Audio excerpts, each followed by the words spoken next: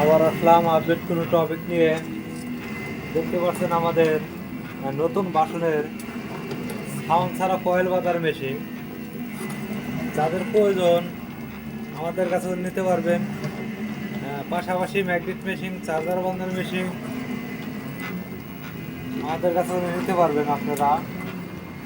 যে আমরা নিখুঁতভাবে কয়েল বাধাই করে থাকি, 48-60 জোড়া কয়েল আমরা বাধাই করে থাকি। যত বড় ছোট খুঁড়ি থাক, এখানে জায়গা কম।